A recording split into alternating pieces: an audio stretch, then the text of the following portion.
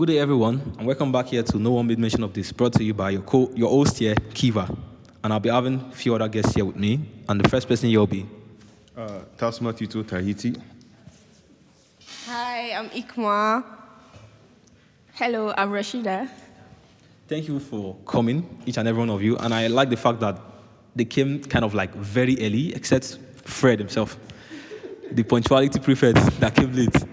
So we just pardon him for that because he apologized already.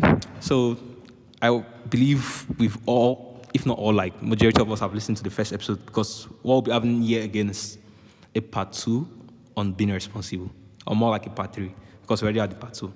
So on this episode, we'll be having 2 females here to discuss this whole thing with us. You've heard their name already. One is Hikmat and the other one is Rashida or Rosha. Yeah, and I think they should have said more about themselves, but like they had to like cut it short. I don't know why. But you get to know more about them as we speak. So what we did majorly here is we asking them questions just to like see their own opinion or their own views regarding the act of being responsible.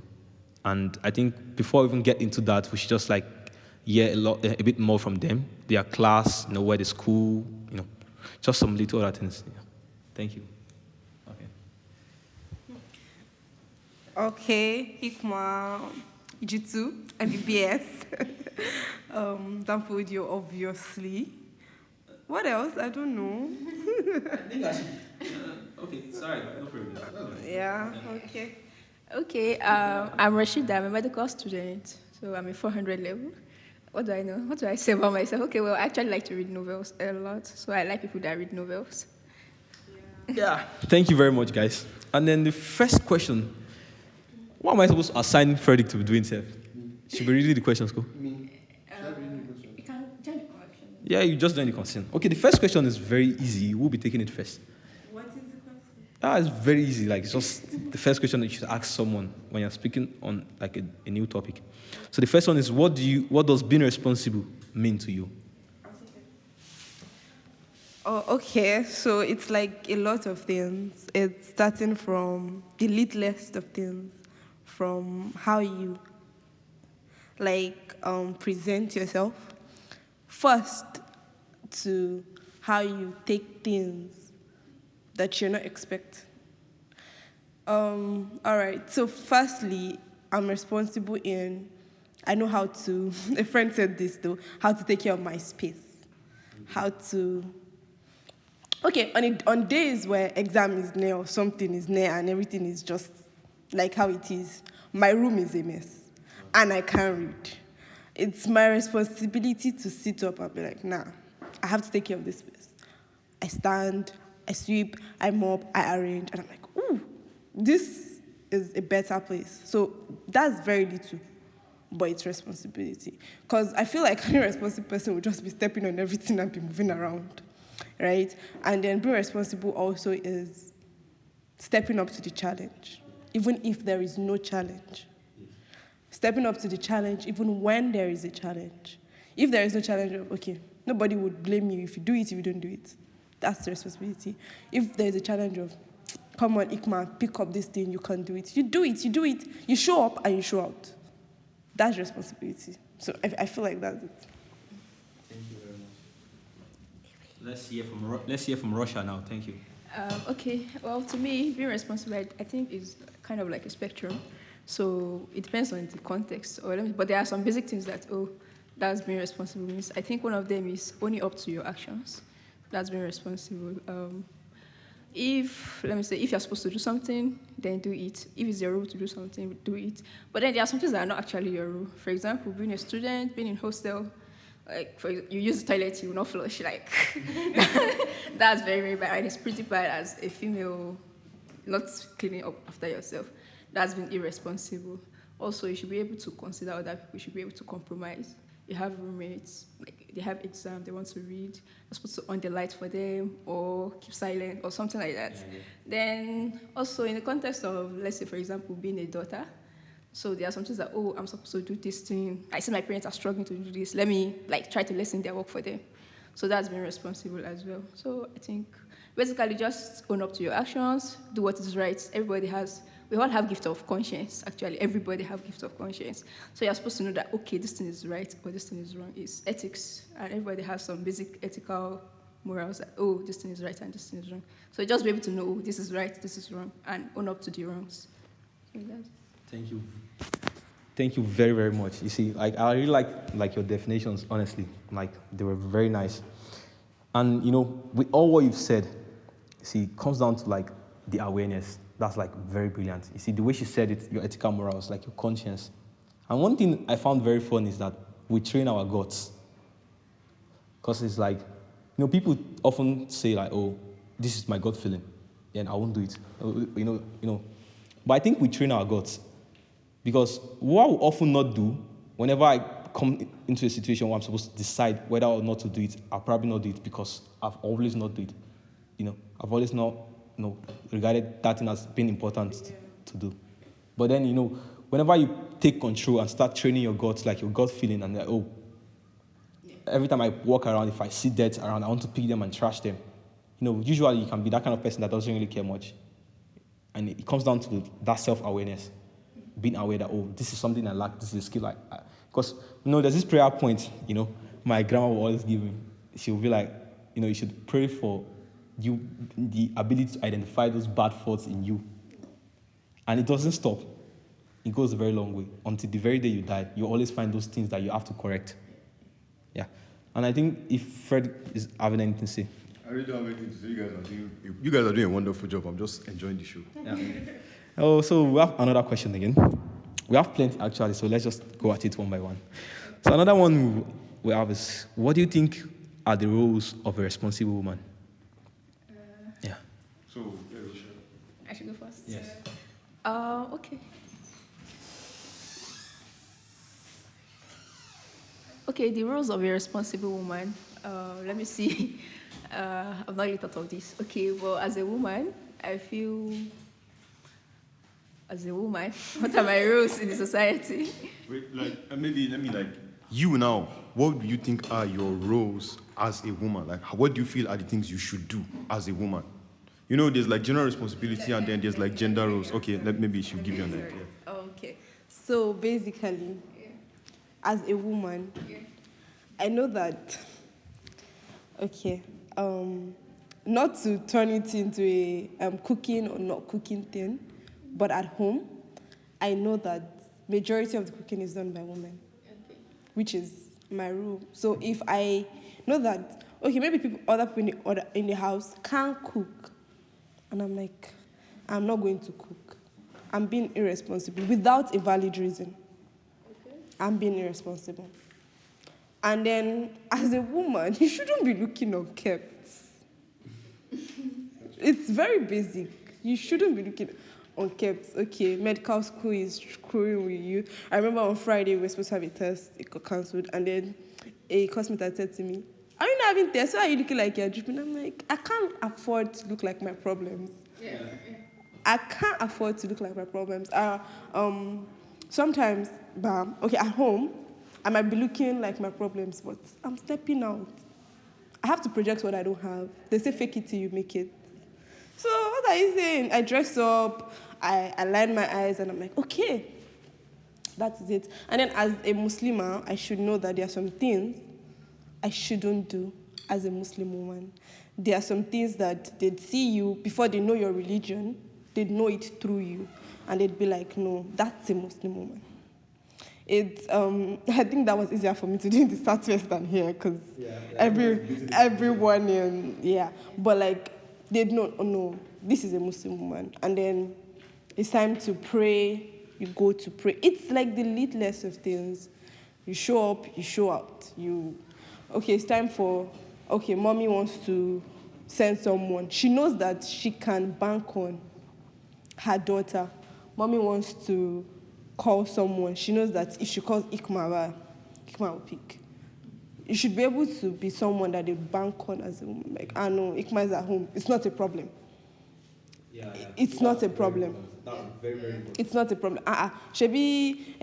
Sorry, but Shebi Hikmat, no, Oma, take care. That's very when your parents can bank on you, I think that's the first thing. It crosses across all sectors, like literally all sectors, everything. Okay, another thing, I just remembered something I forgot about.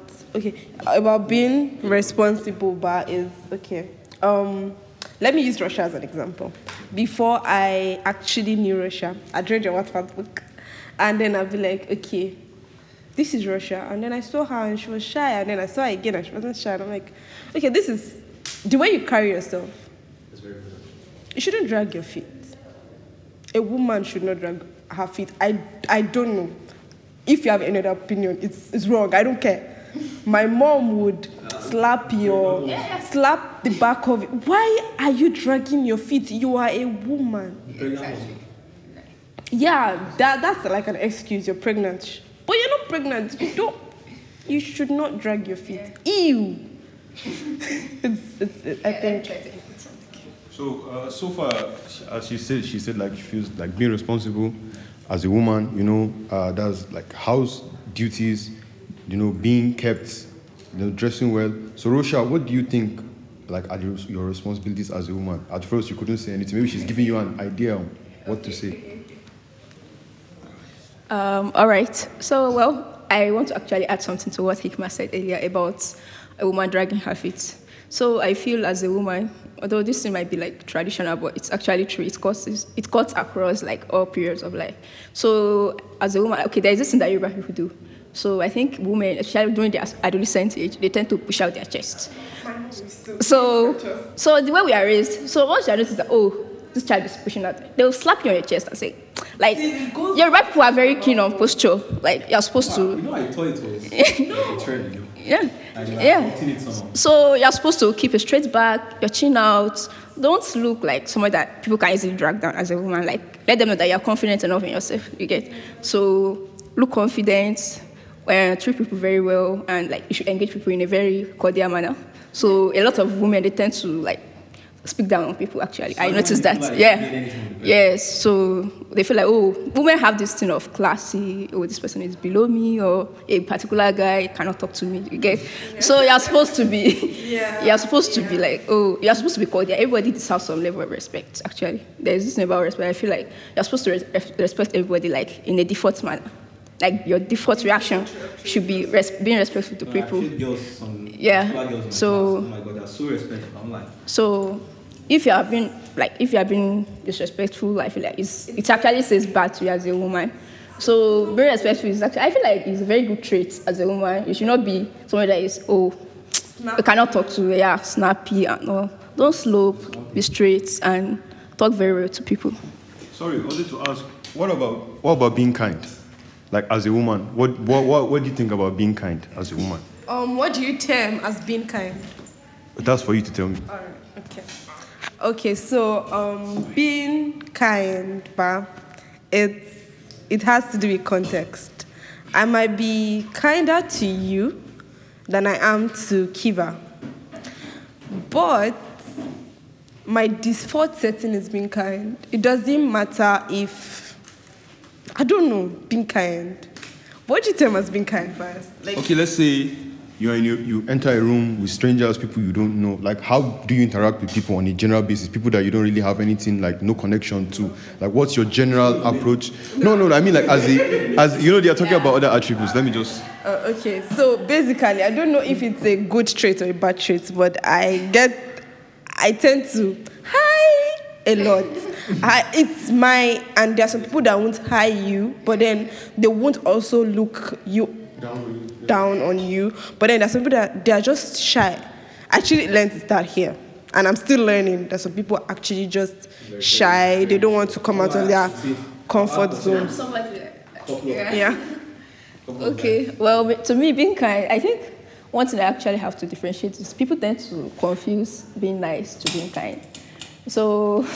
Yeah. Really? Yeah, to me, being kind is different from being nice, actually. You know that you can actually be fighting with someone, say your spouse or your family or something. And there are some things that you feel like it cannot be nice to the person at that time.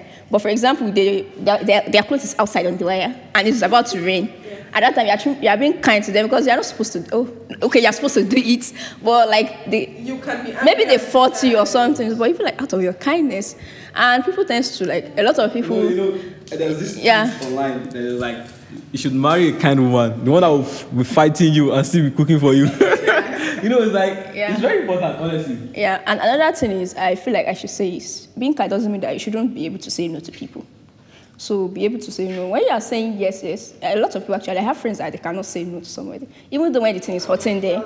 So they flatten themselves too much for people, and people, and people tend to like cheat people that don't know how to say no. So being kind is just being able to like, I feel, to me, being kind is to be able to do things that you expect people to do to you. What you cannot accept, don't do it to other people. So that's basically being kind. Yeah. Thank you very much. You see, about being kind, they said what you cannot accept, you shouldn't let people do it to you, right? That's actually important. But there's this my own rule that I think I just take personally, that even if you can do it for me, if it will be detrimental to me in any way, I won't do it. The next question will be, how do societal expectation and gender roles influence how you see responsibility as a woman? How do societal expectation and gender roles influence how you see responsibility as a woman? I think the societal... I get it. You can take your time to process it. No, I get it. Okay, thank you. She's ready to fire. I get it. I don't think societal rules, gender rules, should affect what I should do as a human being first.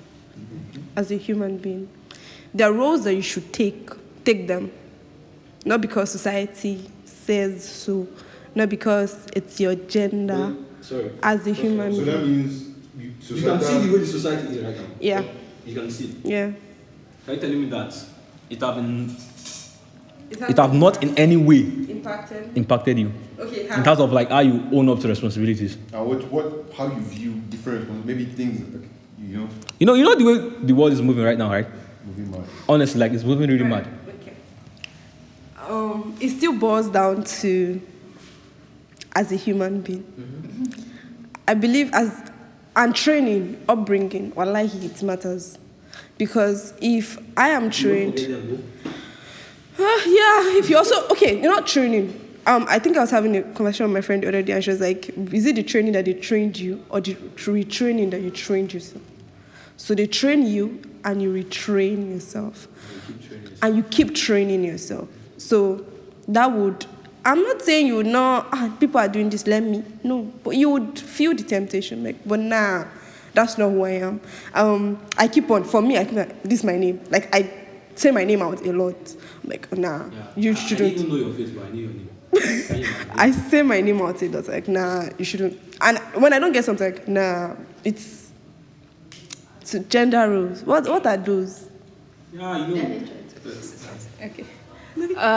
Actually, gender will actually impact a lot as a woman. For example, I grew up in a family of boys. Like the ratio of males to females is like very high. Let me say 7:1 or more than that. So like there will be sometimes everybody will be sitting together. I'm the only girl among about 8 boys.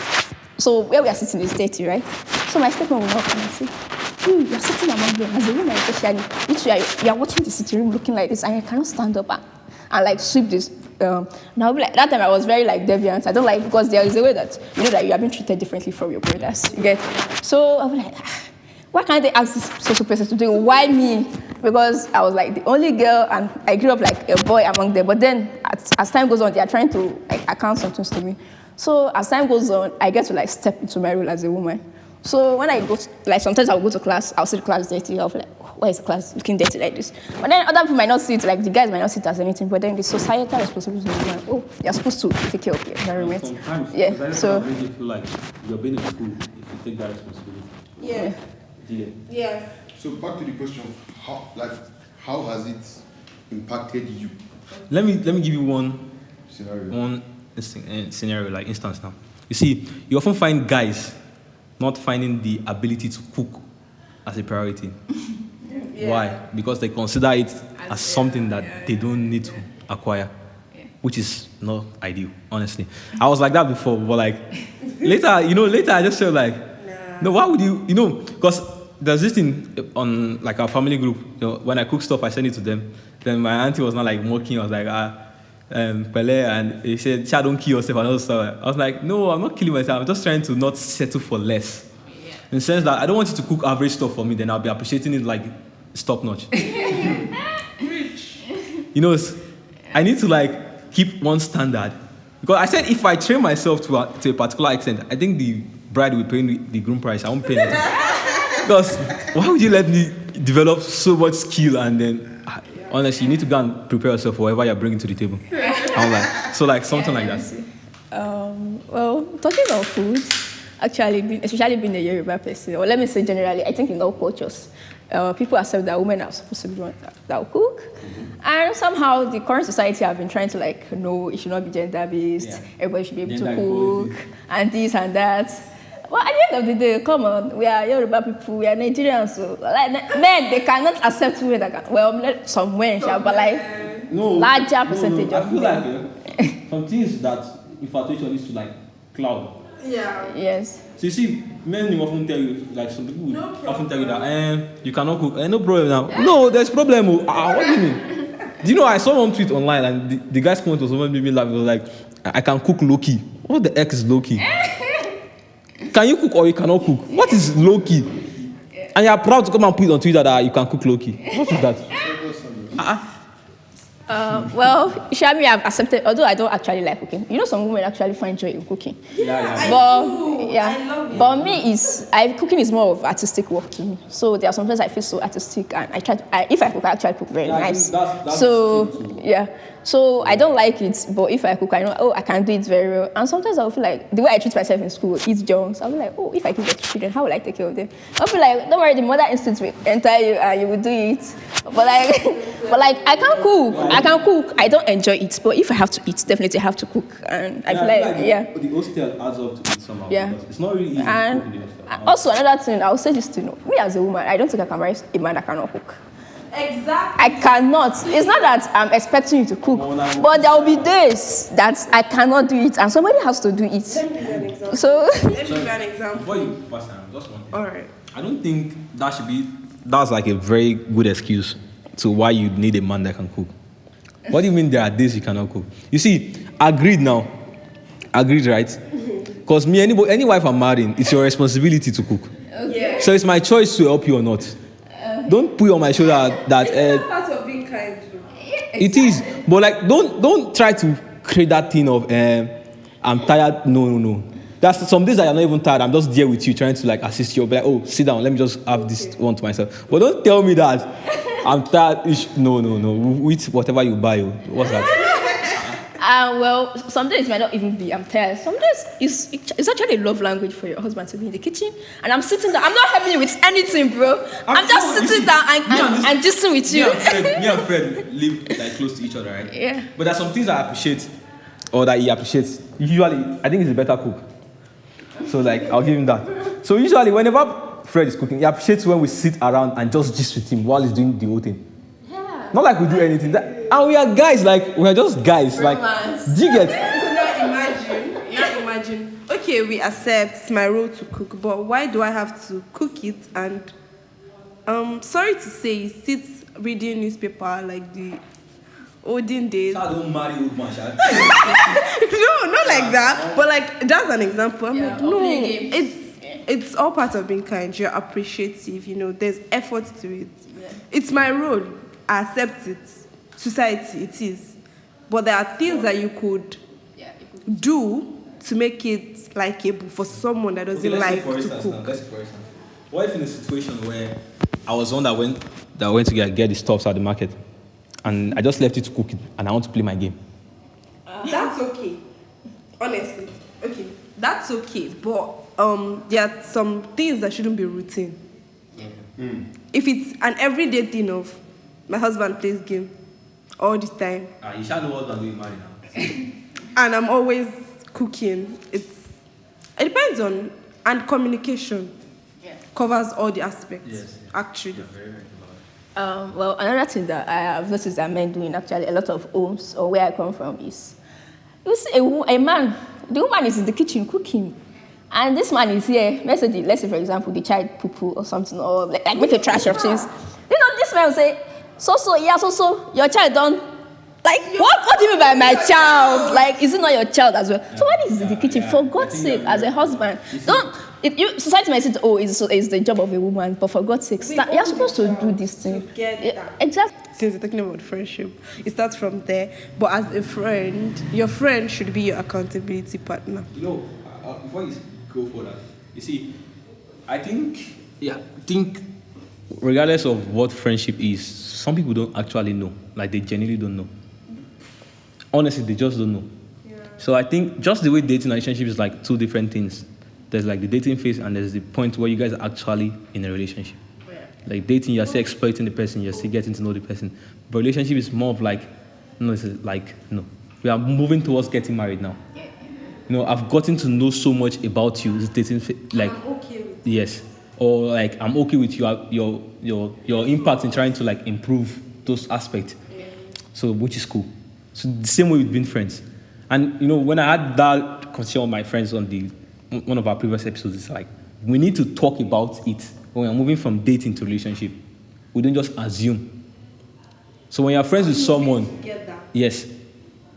So if we're not, like, no, we cut it. Though it will hurt us in some sort of way, but like than just like you shocking me with one disappointment. So it's cool like that. So whenever you're having friends too, when you often speak to them, even without having a conversation with them, you get to understand whether they will ride or die, or they will ride or run away. So just depending on how it is. So I think it's just that conversation we should be having with people. So to sum it up, they said that society doesn't really have any like major influence on what they think their responsibilities are as women. It's more of their traditional upbringing and what the morals that they've been passed on to them by their parents. So the next question which we have here is, what do you think are the responsibilities men have in relation to women? Like, what do you think are the responsibilities men have towards you as women? Not like the society as a whole. If you don't want to answer this question, it's fine. Well, let them answer. So like, what do you think, what should men what are their responsibilities towards? Yeah. So I'll let Rosha have it first. So Rosha, please. Okay. Like men, let me see generally. For somebody that has a lot of brothers.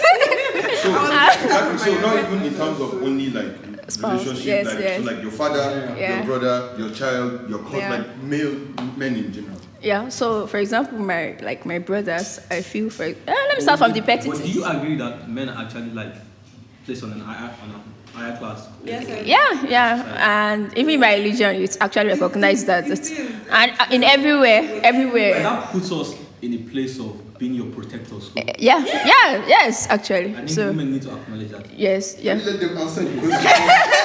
Yeah, so as a female, so as somebody that has a lot of brothers, so there are some things that I always expect my brothers to do for me. Like that issue of, they do it. Like for example, issue of protection. So there's been a lot of stories right from when I was growing up that my brothers had to like step out. There was even one that happened about, 4 or 5 years ago. I was going through a lot. And my brother was ready to sacrifice everything just for me to like not get in trouble. So I feel like that's one of the responsibilities. Also, like petty things like gadgets, like if I need gadgets, I don't have to buy it. I will just call my brother, I need this thing, do data for me, like all those kind of things. Yeah. Provision. Yes, provision. You have to provide as a man to a woman. Okay. So like also another thing is like men, well, I would say protection again. Protection. So like you should be able to guard. Yeah. If you see women in a tight spot, this is not about brothers or anything but like generally as a man, you should be able to like help women actually. Yeah, is it compulsory? It goes down to dissection. I won't lie. Honestly, I won't lie. I don't like the fact that those girls don't show that. I understand that. We're in the school setting. Nobody wrote it anywhere that is the guy's this thing to get the body out. Okay, but like being a Muslim, being a responsible person. Okay. I've done it before. So thanks to you guys that have done it before. But I've seen these people that don't even get their lab coat dirty. Apart from me. I've done it. No, I've seen Muiza, Aisha Baba. Aisha Baba have joined us like Yoruba. Yeah. No, Muiza is not Yoruba. She's not Yoruba. Yes. Ibirako, I don't know. You know. But enough with the stereotype. Sorry. Yeah. You said protection, provision. I don't have older brother, but I have a lot of uncles that serve as that. But I'll start from my younger brother. He calls me Sister Hikmat. But before that, he used to call me by my name. They started calling me Sister Hikmat. So Sorry. for him, it was a case of, okay, Sister Hikmat, Sister Hikmat. And then there are times I'm not Sister Hikmat, and it's just, my brother said I'm now. So when I have emotional breakdowns, at least I've had 3 in front of him, and he just hug me, which is not a normal thing in our home setting. Yeah. Where you share hugs, you share I love yous. Now, if I call him, he's always like, I don't love you, leave me alone. But then, when he needs, with his young age, he has a little hikmah, wisdom. But then, he has learned the responsibility of Stakmat is not feeling fine. And Shape knowing that Stakmat is not feeling fine. Because he knows that when Stakmat is feeling fine, she'll do it. So I think when someone sees you as responsible, they would also be responsible. So he knows that there are times like, Umam I'll just scream in him, like, I'll go and do it now. It's training that if you train, it helps you back. Because it's helping me now. I had emotional breakdowns. He was one there to hug me. And he was like, Sekmat, sorry. Sekmat, sorry. Okay. Sorry. That's like as a younger brother. That's like as a younger brother. And then has older cousins that I have. It's, Hikmat Peleo, how is school? I cannot lie, my uncles are the best. The days of 2K, the days of 5K, the days of, they just show up. And of course, my father. As a father, you know, I can't even say the responsibility that they have. School fees, allowance, all of that. And So, basically, provision and protection. Provision is actually very broad. That's still provision. Like, the example that you gave was what made me like lock everything together. That you are having a breakdown and your brother not came and hugged you. That's still provision. He's providing emotional support. Comfort. So provision is like very broad, but I feel like it's. Or do you have? But I can't think, and he just sometimes. Okay, not even just him. My friends in school. When I first got here, I only had male friends. It was hard. Exactly. I only had male friends. I only had male friends. A lot about families, right? And like father setting, brother. My friends are the best. Let's keep it within the school. Is there any manner of responsibility you demand from your colleagues? I don't think I demand responsibility from them. And I don't think don't let me lie, I expect. But I'll do same. It's a pari passu relationship of, if I were in this position, I'd do same for you. And if it's easier said than done, Trisha. But like, it's just, and then you appreciate it more when you did, because, I at home, we were trained to always, when someone does something for you, thank you, sir, Jazakumullah khairan. Thank you, ma, Jazakumullah khairan. We pray for the person after. But then now it's when I do it, people see it as Asheju. Like too much. I'm like, no, you did have to do it. And my mentor as well. And it doesn't have to mentor me. It doesn't have to, how was your exam? And let's talk about the best seniors that I have had as been in this school. They don't have to do it. They don't have to organize mock tests for us. They don't have to send you messages of good luck on your exam. I've been there. But they do. They take on the responsibility of, I've been there, it's only right. Or it's not just only right, it's okay for me to help this person through it. And sorry to say, the people that do this the most in this college are men. Chicken and fakati, the people that do it the most are men. I don't think, very few women ask you how your test was, sincerely. I feel like women are even concerned people that are not in their class. Yeah. So it's I'm receiving messages from people. It's not like I'm close, but because like, okay, you people, how is it going? How's it going? How's it going? In this college, it's really nice. It's so, I don't know. One day we'll talk about how inclusive the family is. Yeah. The Udumsa family is. How was your exam? And another thing that I owe as my responsibility bar is only my senior should not be asking me how my exam was. I should ask them how their exam was. There was a day I remember I was talking, Exactly. I was talking to somebody and I was like, how was the exam? How are you? And then I hugged her and the hug took quite a while and she was like, thank you. It was, I know that. I know that.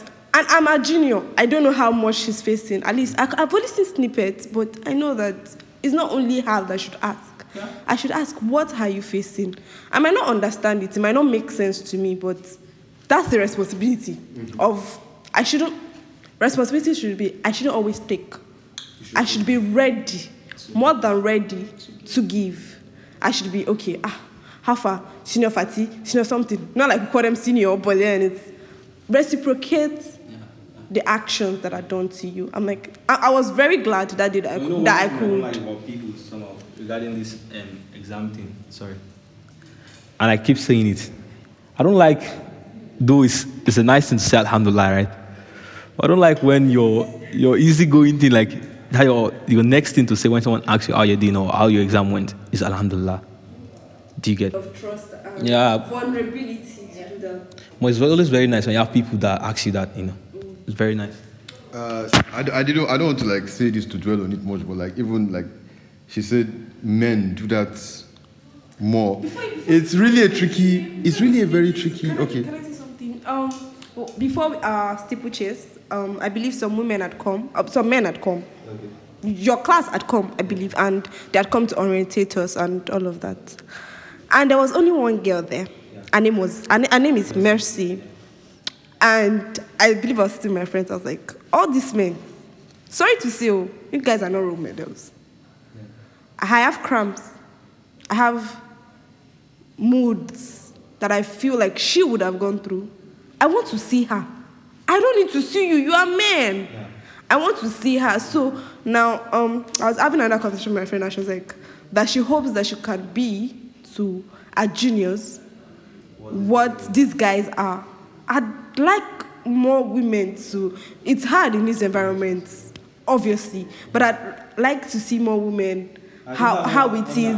I coped with it, and she pulled up everywhere. I have someone saved on my contact, a superwoman, because I could relate more to her. In fact, I can relate more to her to any other person in the school. Because when I found out, it was so easy. Like, okay, you understand. It's not hard. Show up. Like, auntie, I get what you're going through. I've been there. This is how I walk through it. You've not been where I am at all. You can't say you have. Because there are things that I go through every month that only a woman can understand. And when I find myself in a setting where it's only the men that are ready to, how is it? They don't know how it is. They've not experienced how it is. If I see Mercy now, I respect her more. There are a couple of other women too, like that. They show up and show up. Sometimes you get to be at your lowest, realize some things. I feel like I thank God for His grace and His lessons, honestly, because when you go through some hardship in life, you get to learn a lot of things. I don't lie. Like, Mercy is someone I really respect. Like, I really do respect her. Because when we used to have, like, discussion groups then, and then she would always pull up. I've had a girl, raise her voice at me and tell me that, is it because she's even coming to the discussion? Like, she's paying my school fees or she's coming for me. Like, she's not going to come the next time we'll be having discussion. And it's not my business. No. Like, if you are coming, you are coming. If you're not coming. But if you are coming, honestly, like, if I have girls in a setting, like in my dissection group, if I have females that are really active, that come steady, that interact steady, I kind of, like, appreciate that a lot. I intend to even want to share your knowledge with them, which is very nice, But there's some women that only receive, that don't give you. Yeah. Like, they just sit down like dummy and just hear everything you want to see and will not even give you any info. My friend doesn't like that.